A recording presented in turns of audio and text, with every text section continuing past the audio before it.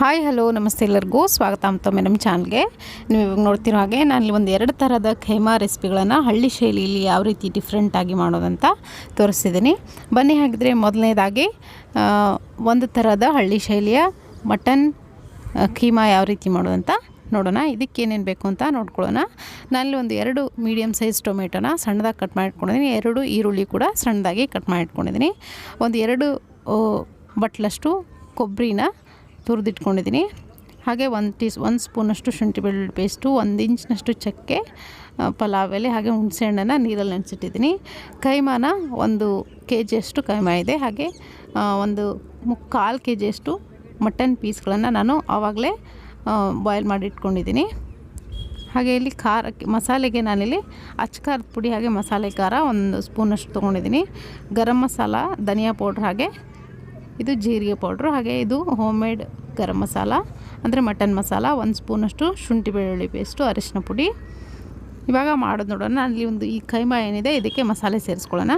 ಶುಂಠಿ ಬೆಳ್ಳುಳ್ಳಿ ಪೇಸ್ಟು 1 ಸ್ಪೂನಷ್ಟು, ಹಾಗೆ ಅಚ್ಕಾರದ ಪುಡಿ, ಈ ಮಸಾಲೆ ಏನಿದೆ ಹೋಲ್ ಮಸಾಲೆ, ಧನಿಯಾ ಪೌಡ್ರ್, ಅಚ್ಕಾರದ ಪುಡಿ, ಅರಿಶಿನ ಪುಡಿ ಅದೆಲ್ಲ ಹಾಕ್ಕೊಳ್ತಿದ್ದೀನಿ.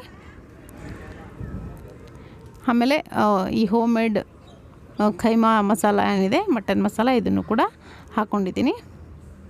ಇದಕ್ಕೆ 1 ಟೇಬಲ್ ಸ್ಪೂನಷ್ಟು ಎಣ್ಣೆ ಹಾಕ್ಕೊಂಡು ಚೆನ್ನಾಗಿ ಈ ಥರ ಮಿಕ್ಸ್ ಮಾಡ್ಕೊಳ್ಳಿ. ಇದೇ ಫಸ್ಟ್ ಸ್ಟೆಪ್ಪು. ಈ ಥರ ಮಾಡ್ಕೊಳ್ಳೋದ್ರಿಂದ ಈ ಮಸಾಲೆ ಏನಿದೆ ಚೆನ್ನಾಗಿ ಕೈಮಾಗೆ ಹಿಡಿಯುತ್ತೆ. ಸೊ ಇವಾಗ ಚೆನ್ನಾಗಿ ಮಿಕ್ಸ್ ಮಾಡ್ಕೊಂಡಾದಮೇಲೆ ಇದನ್ನು ಒಂದು ಸರಿ ನಾವು ಗ್ರೈಂಡ್ ಮಾಡ್ಕೊಳ್ಬೇಕಾಗತ್ತೆ ಮಿಕ್ಸರ್ ಜಾರ್ಗೆ ಹಾಕ್ಕೊಂಡು.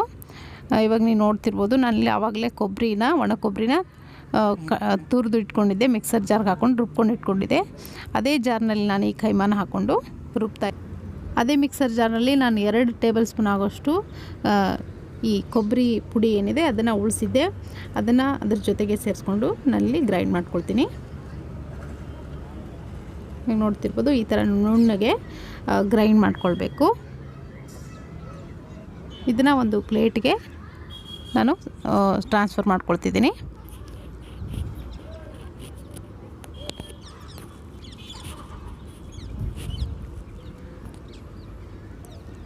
ಇದೇ ಥರ ಎಲ್ಲ ಕೈಮಾ ಏನಿರುತ್ತೆ ಅದನ್ನೆಲ್ಲ ಮಿಕ್ಸರ್ ಜಾರ್ಗೆ ಹಾಕ್ಕೊಂಡು ನುಣ್ಣಗೆ ರುಬ್ಕೊಂಡು ಹಾಕ್ಕೊಳ್ತಿದ್ದೀನಿ. ಇದಕ್ಕಿವಾಗ ಇನ್ನೊಂದು ಸ್ವಲ್ಪ ನಾವು ಕೊಬ್ಬರಿನ ಸೇರಿಸ್ಕೊಳ್ತೀನಿ. ಯಾಕಂದರೆ ಬೈಂಡಿಂಗೋಸ್ಕರ ಕೊಬ್ಬರಿ ಹಾಕಬೇಕಾಗತ್ತೆ. ಕೆಲವರು ಕಡಲೆ ಹಾಕ್ತಾರೆ, ಕಡಲೆ ಪೌಡ್ರು. ಇಲ್ಲಿ ಕಡಲೆ ಹಾಕಿದ್ರೆ ಅಷ್ಟು ಟೇಸ್ಟು ಚೆನ್ನಾಗಿ ಬರೋಲ್ಲ. ಅದೊಂಥರ ಡಿಫ್ರೆಂಟಾಗಿ ಟೇಸ್ಟ್ ಬರುತ್ತೆ, ಅದು ಚೆನ್ನಾಗಿರಲ್ಲ. ನನಗಿಷ್ಟ ಇಲ್ಲ ಪರ್ಸ್ನಲಿ. ಹಾಗೆ ಮಾಡ್ತಾರೆ, ಬಟ್ ನಾನಿಲ್ಲಿ ಆ ಥರ ಮಾಡ್ತಿಲ್ಲ. ಕೊಬ್ಬರಿ ಹಾಕ್ಕೊಂಡು ಚೆನ್ನಾಗಿ ಈ ಥರ ಕೈಯಿಂದ ಇನ್ನೊಂದು ಸ್ವಲ್ಪ ಎಣ್ಣೆ ಹಾಕ್ಕೊಂಡು ಇದನ್ನು ಚೆನ್ನಾಗಿ, ಈಗ ಚಪಾತಿ ಹಿಟ್ಟನ್ನು ಯಾವ ರೀತಿ ನಾದ್ಕೊಳ್ತೀವೋ ಆ ಥರ ಚೆನ್ನಾಗಿ ನಾದ್ಕೊಳ್ಬೇಕು. ಚೆನ್ನಾಗಿ ನಾದಾದಮೇಲೆ ಇದರಿಂದ ಯಾವ ಆಕಾರಕ್ಕೆ ಬೇಕು ನಿಮಗೆ, ಎಷ್ಟು ಸೈಜ್ನಲ್ಲಿ ಬೇಕೋ ಅಷ್ಟು ಸೈಜ್ನಲ್ಲಿ ಕೈಮಾ ಉಂಡೆಗಳನ್ನ ಕಟ್ಟಿದ್ರೆ ಆಯಿತು. ನಾನಿಲ್ಲಿ ಒಂದು ಮೀಡಿಯಮ್ ಸೈಜ್ ಚಿಕ್ಕ ಬೌಲ್ಸ್ ನೋಡ್ತಿರ್ಬೋದು, ಇಲ್ಲಿ ಚಿಕ್ಕ ಬಾಲ್ಸ್ ಆಗಿ ಮಾಡ್ಕೊಳ್ತಿದ್ದೀನಿ. ಜಾಸ್ತಿ ದಪ್ಪನೂ ಕಟ್ಲಿಕ್ಕೆ ಹೋಗ್ಬಿಡಿ, ಬೇಯೋದು ಕಷ್ಟ ಆಗುತ್ತೆ. ಮಟನ್ ಆಗಿರೋದ್ರಿಂದ ಸ್ವಲ್ಪ ಟೈಮ್ ತೊಗೊಳುತ್ತೆ ಬೇಯೋಕ್ಕೆ. ಅದಕ್ಕೋಸ್ಕರ ಸ್ವಲ್ಪ ಮೀಡಿಯಮ್ ಸೈಜ್ನಲ್ಲಿ ಚಿಕ್ಕ ಉಂಡೆಗಳನ್ನೇ ಮಾಡ್ಕೊಳ್ಳಿ. ಹಾಗೆ ನೋಡ್ತಿರ್ಬೋದು, ಇದೇ ಥರ ಎಲ್ಲ ಕೈಮಾ ಉಂಡೆಗಳನ್ನು ನಾನು ಮಾಡಿ ರೆಡಿ ಇಟ್ಕೊಳ್ತೀನಿ. ಸೊ ಹಾಗೆ ನೋಡ್ತಿರ್ಬೋದು, ಒಂದು 40ರಿಂದ 45 ಉಂಡೆಗಳು ಆಗಿದೆ. ಇವಾಗ ಮಾಡೋದು ನೋಡೋಣ. ನಾನು ಒಂದು ಪಾತ್ರೆ ಬಿಸಿ ಇಟ್ಕೊಂಡಿದ್ದೀನಿ.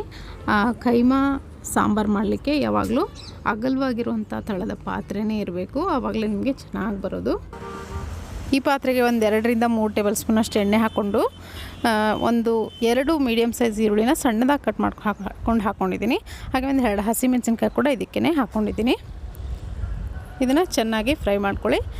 ಹಾಗೆ ಇಲ್ಲಿ ಪಲಾವ್ ಎಲೆ ಏನಿಟ್ಟಿದ್ದೆ ಅದನ್ನು ಕೂಡ ಹಾಕ್ಕೊಂಡಿದ್ದೀನಿ. ಚಕ್ಕೆನ ಎಣ್ಣೆಯಲ್ಲಿ ಹಾಕಬೇಕಾಗಿತ್ತು, ಎಣ್ಣೆಯಲ್ಲಿ ಹಾಕ್ಕೊಳ್ಳಿ. ಶುಂಠಿ ಬೆಳ್ಳುಳ್ಳಿ ಪೇಸ್ಟ್ ಕೂಡ ಇದೇ ಟೈಮ್ನಲ್ಲಿ ಹಾಕ್ಕೊಂಡು ಈರುಳ್ಳಿ ಜೊತೆಗೆ ಚೆನ್ನಾಗಿ ಹಸಿ ವಾಸನೆ ಹೋಗೋವರೆಗೂ ಫ್ರೈ ಮಾಡ್ಕೊಳ್ಳಿ. ಇದಕ್ಕೆ ಮಸಾಲೆ ಸೇರಿಸ್ಕೊಳ್ಳೋಣ. ಅಚ್ಕಾರದ ಪುಡಿ ನಿಮಗೆ ಖಾರಕ್ಕೆ ಎಷ್ಟು ಅನುಗುಣವಾಗಿ ನೀವು ಹಾಕ್ಕೊಳ್ಳಿ. ನಿಮ್ಮ ಮನೆಯಲ್ಲಿ ಎಷ್ಟು ಖಾರ ತಿಂತಾರೋ ಅನ್ನೋದ್ರ ಮೇಲೆ ನೀವು ಎಷ್ಟು ಬೇಕಿದ್ರೂ ನೀವು ಅಚ್ಕಾರದ ಪುಡಿನ ಹಾಕ್ಕೊಳ್ಬೋದು.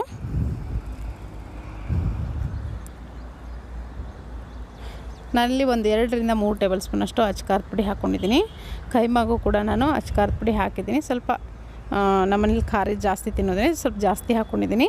ಇವಾಗ ಒಂದೊಂದಾಗೆ ಎಲ್ಲ ಕೈಮಾ ಉಂಡೆಗಳು ಪಾತ್ರೆಗೆ ಟಚ್ ಆಗೋ ಥರ ಹಾಕ್ಕೊಳ್ಳಿ. ಹಾಕ್ಕೊಂಡು ಇದನ್ನು ಯಾವುದೇ ರೀತಿ ಸ್ಪೂನನ್ನು ಈ ಥರ ಆಡಿಸ್ಲಿಕ್ಕೆ ಹೋಗ್ಬಿಡಿ. ನಿಧಾನವಾಗಿ ಟಚ್ ಆಗೋ ಥರ ಸೆಟ್ ಮಾಡಿಕೊಂಡು ಇದನ್ನು ಮುಚ್ಚಿ ಒಂದು 15ರಿಂದ 20 ನಿಮಿಷ ಬಿಟ್ಬಿಡಿ ಲೋ ಫ್ಲೇಮ್ಲಿಟ್ಟು. ಆವಾಗ ಕೈಮಾ ಚೆನ್ನಾಗಿ ಬೆಂದಿರುತ್ತೆ. ನಡುವೆ ಮಧ್ಯೆ ಮಧ್ಯೆ ಸ್ವಲ್ಪ ನೋಡ್ತಾ ಇರಬೇಕು ತೆಗೆದು.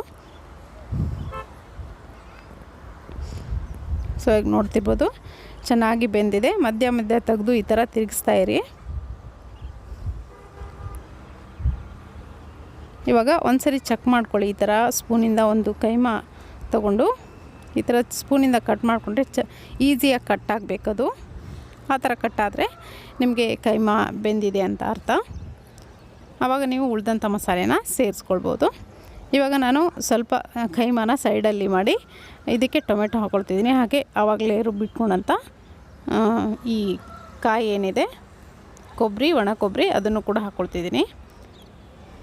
ನೀವು ಬೇಕಿದ್ರೆ ಹಸಿ ತೆಂಗಿನಕಾಯಿ ಕೂಡ ರುಬ್ಕೊಂಡು ಹಾಕ್ಕೊಳ್ಬೋದು, ಅದು ಕೂಡ ಟೇಸ್ಟಿಯಾಗಿ ಬರುತ್ತೆ. ಇವಾಗ ಆವಾಗಲೇ ನಾನು ಬಾಯ್ಲ್ ಮಾಡಿ ಇಟ್ಕೊಂಡಂಥ 1/4 kg ಮಟನನ್ನು ಇದಕ್ಕೇ ಸೇರಿಸ್ಕೊಳ್ತಿದ್ದೀನಿ. ಕೈಮಾ ಜೊತೆಗೆ ಸ್ವಲ್ಪ ಮಟನ್ ಕೂಡ ಸೇರಿಸ್ಕೊಂಡು ಮಾಡ್ಕೊಳ್ಳಿ, ತುಂಬ ಚೆನ್ನಾಗಿ ಬರುತ್ತೆ. ಹಾಗೆ 1 ಕಪ್ಪಷ್ಟು ಹುಣಸೆ ರಸ ಹಾಕ್ಕೊಂಡಿದ್ದೀನಿ. ಎಕ್ಸ್ಟ್ರಾ ನಿಮಗೆ ಸಾಂಬಾರು ಎಷ್ಟು ಬೇಕೋ ನೋಡಿ ನೀರನ್ನು ನೋಡಿಕೊಂಡು ಹೆಚ್ಚಿಸ್ಕೊಳ್ಳಿ. ಇವಾಗ ಇದಕ್ಕೆ ಮನೇಲೇ ಮಾಡಿರುವಂಥ ಮಟನ್ ಮಸಾಲ ಹಾಕ್ಕೊಳ್ತಿದ್ದೀನಿ. ಇದನ್ನು ಹಾಕ್ಕೊಂಡು ಚೆನ್ನಾಗಿ ಮಿಕ್ಸ್ ಮಾಡಿಕೊಂಡು ರುಚಿಗೆ ಎಷ್ಟು ಬೇಕೋ ಅಷ್ಟು ನೋಡಿಕೊಂಡು ಉಪ್ಪು ಕೂಡ ನೀವು ಹಾಕ್ಕೊಳ್ಬೋದು.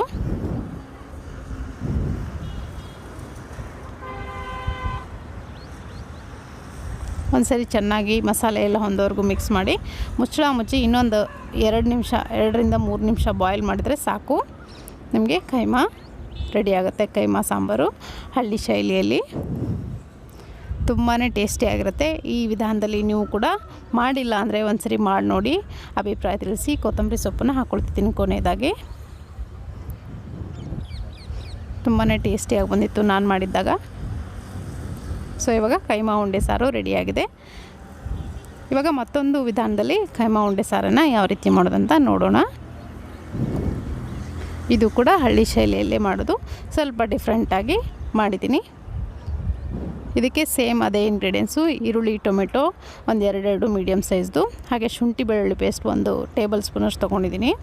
ಹಾಗೆ ಒಣ ಕೊಬ್ಬರಿನ ಒಂದು 2 ಬಟ್ಲಷ್ಟು ಒಣ ಕೊಬ್ಬರಿನ ಸಣ್ಣದಾಗಿ ಪೌಡರ್ ಮಾಡಿ ಇಟ್ಕೊಂಡಿದ್ದೀನಿ. ಹಾಗೆ ಗರಂ ಮಸಾಲ, ಅಚ್ಕಾರದ ಪುಡಿ, ಅರಿಶಿನ ಪುಡಿ, ರುಚಿಗೆ ಎಷ್ಟು ಬೇಕೋ ಅಷ್ಟು ನೋಡಿಕೊಂಡು ಉಪ್ಪು, ಮೆಂತ್ಯ ಸೊಪ್ಪನ್ನು ಬಳಸ್ತಿದ್ದೀನಿ. ಇವಾಗ 1 kg ಅಷ್ಟು ಕೈಮಾ ಇದೆ. ಈ ಮಸಾಲೆಗಳೇನಿದೆ ಇದಕ್ಕೆ ಹಾಕ್ಕೊಂಡು ಕೈಮಾಗೆ ಹಾಕ್ಕೊಂಡು ಚೆನ್ನಾಗಿ ಮಿಕ್ಸ್ ಮಾಡ್ಕೊಳ್ತೀನಿ. ಕೈಮಾನಲ್ಲಿ ಕೆಲವೊಂದು ಸರಿ ಚಿಕ್ಕ ಪೀಸ್ಗಳಿರುತ್ತೆ, ಅಂದರೆ ಮೂಳೆಗಳಿರುತ್ತೆ. ಅದನ್ನು ಕ್ಲೀನಾಗಿ ತೆಗೆದು ನೀವು ಮಿಕ್ಸರ್ ಜಾರ್ಗೆ ಹಾಕ್ಕೊಳ್ಬೇಕಾಗತ್ತೆ. ನಾನಿಲ್ಲಿ ಲಾಸ್ಟು ತೋರಿಸಿದ್ನಲ್ಲ ಕೈಮಾ ಸಾರು, ಅದರಲ್ಲಿ ಮಸಾಲೆ ಸೇರಿಸ್ಕೊಂಡು ರುಬ್ಬಿದ್ದೀನಿ. ಇದರಲ್ಲಿ ಮಸಾಲೆ ಸೇರಿಸ್ದೇನೆ ರುಬ್ತಾ ಇದ್ದೀನಿ. ಮೊದಲಿಗೆ ನುಣ್ಣಗೆ ರುಬ್ಕೊಳ್ಬೇಕು. ಸೊ ನೋಡ್ತಿರ್ಬೋದು ಎಲ್ಲವನ್ನು ಈ ಥರ ರುಬ್ಕೊಂಡು ಇಟ್ಕೊಂಡಿದ್ದೀನಿ ಕೈಮಾನ. ಇದಕ್ಕೆ ಇವಾಗ ಈ ಟೈಮ್ನಲ್ಲಿ ಮಸಾಲೆ ಏನು ಇಟ್ಕೊಂಡಿದ್ದೀನಿ, ಒಣ ಕೊಬ್ಬರಿ, ಹಾಗೆ ಅಚ್ಕಾರದ ಪುಡಿ, ಉಪ್ಪು, ಅರಿಶಿನ, ಹಾಗೆ ಗರಂ ಮಸಾಲ, ಧನಿಯಾ ಪುಡಿ, ಇವನ್ನೆಲ್ಲವನ್ನು ಹಾಕ್ಕೊಂಡು ಚೆನ್ನಾಗಿ ಮಿಕ್ಸ್ ಮಾಡ್ಕೊಳ್ಳಿ. ಈ ಎಲ್ಲ ಇಂಗ್ರೀಡಿಯೆಂಟ್ಸ್ನು ನಾನು ಡಿಸ್ಕ್ರಿಪ್ಷನ್ ಬಾಕ್ಸ್ನಲ್ಲಿ ಮೆನ್ಷನ್ ಮಾಡಿರ್ತೀನಿ, ಅಲ್ಲಿ ನೋಡ್ಕೊಳ್ಳಿ, ಯಾವುದೇ ರೀತಿ ಕನ್ಫ್ಯೂಸ್ ಆಗಿ. ಸೊ ಇವಾಗ ಇದನ್ನು ಈ ಥರ ಮಸಾಲೆ ಎಲ್ಲ ಹಾಕ್ಕೊಂಡು ಚೆನ್ನಾಗಿ ಮಿಕ್ಸ್ ಮಾಡ್ಕೊಳ್ತಿದ್ದೀನಿ.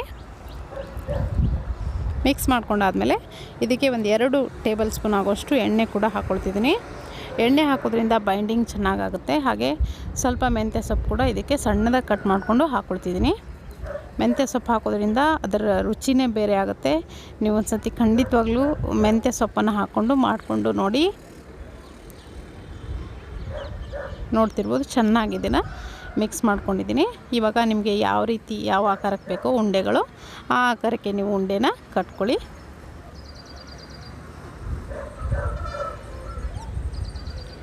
ಅಲ್ಲಿ ಒಂದು ಚಿಕ್ಕದಾಗಿ ಒಂದು 40ರಿಂದ 50 ಉಂಡೆಗಳಾಗಿದೆ. ದೊಡ್ಡ ಪಾತ್ರೆಯಲ್ಲಿ ಮಾಡ್ಕೊಳ್ಳಿ. ನಾನು ಆವಾಗಲೇ ಹೇಳಿದಾಗೆ ಕೈಮಾ ಸಾಂಬಾರು ಅಥವಾ ಕೈಮಾ ಸುಕ್ಕ ಏನೇ ಮಾಡಿ, ಕೈಮಾ ರೆಸಿಪಿ ಸ್ವಲ್ಪ ದೊಡ್ಡ ಅಗಲವಾಗಿರೋ ಪಾತ್ರೆ ಬಳಸಿ ನೀವು ಮಾಡಬೇಕಾಗತ್ತೆ. ಇದಕ್ಕೆ ಒಂದು ಈರುಳ್ಳಿ ಹಾಕ್ಕೊಂಡಿದ್ದೀನಿ ಮೀಡಿಯಮ್ ಸೈಜು. ಇದ್ರ ಜೊತೆಗೇ ಶುಂಠಿ ಬೆಳ್ಳುಳ್ಳಿ ಪೇಸ್ಟ್ ಕೂಡ 1 ಟೇಬಲ್ ಸ್ಪೂನ್ ಆಗೋಷ್ಟು ಹಾಕ್ಕೊಂಡಿದ್ದೀನಿ. ಚೆನ್ನಾಗಿ ಫ್ರೈ ಮಾಡ್ಕೊಳ್ಳಿ. ಇದ್ರ ಜೊತೆಗೇ ಮೊದಲೇ ನಾನಿಲ್ಲಿ ಟೊಮೆಟೊ ಕೂಡ ಹಾಕ್ಕೊಳ್ತಿದ್ದೀನಿ.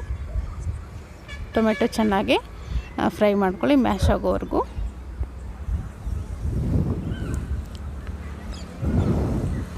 ಇದೊಂಥರ ಡಿಫ್ರೆಂಟಾಗಿ ಟೇಸ್ಟ್ ಬರುತ್ತೆ ಮೆಂತ್ಯ ಸೊಪ್ಪು ಹಾಕಿರೋದ್ರಿಂದ.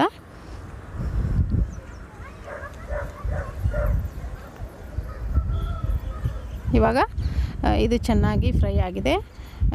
ಈ ಟೊಮೆಟೊ ಹಾಗೆ ಈರುಳ್ಳಿ, ಇದಕ್ಕೆ ಮಸಾಲೆ ಸೇರಿಸ್ಕೊಳ್ಳೋಣ. ಅಚ್ಕಾರದ ಪುಡಿ, ಉಪ್ಪು ಹಾಗೆ ಅರಿಶಿನ ಪುಡಿ, ಈ ಕೊಬ್ಬರಿ ಪುಡಿ ಹಾಗೆ ಗರಂ ಮಸಾಲೆ ಇದೆಲ್ಲವುದನ್ನು ಇದೇ ಟೈಮ್ನಲ್ಲೇ ಹಾಕ್ಕೊಳ್ತಿದ್ದೀನಿ. ಧನಿಯಾ ಪೌಡ್ರ್ ಕೂಡ ನಿಮಗೆ ಇಷ್ಟ ಇದ್ದರೆ ಹಾಕ್ಕೊಳ್ಳಿ.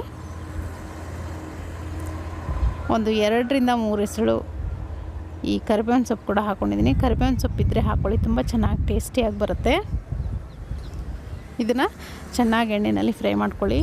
ಈ ಮಸಾಲೆ ಏನಿದೆ ಎಣ್ಣೆಯಲ್ಲಿ ಫ್ರೈ ಮಾಡೋದ್ರಿಂದ ತುಂಬ ಚೆನ್ನಾಗಿ ಕಲರ್ ಬರುತ್ತೆ ಸಾಂಬಾರಿಗೆ. ಇದಾದಮೇಲೆ ಒಂದೊಂದಾಗಿ ಕೈಮಾ ಉಂಡೆಗಳನ್ನು ಪಾತ್ರೆಗೆ ಟಚ್ ಆಗೋ ಥರ ಈ ಥರ ಮೇಲ್ಗಡೆ ಹಾಕ್ಕೊಳ್ತಾ ಬನ್ನಿ. ಕೈಮಾ ಜಾಸ್ತಿ ಹೊತ್ತು ಟೈಮ್ ತೊಗೊಳ್ಳಲ್ಲ, ಬೇಗನೆ ಬೇಯುತ್ತೆ.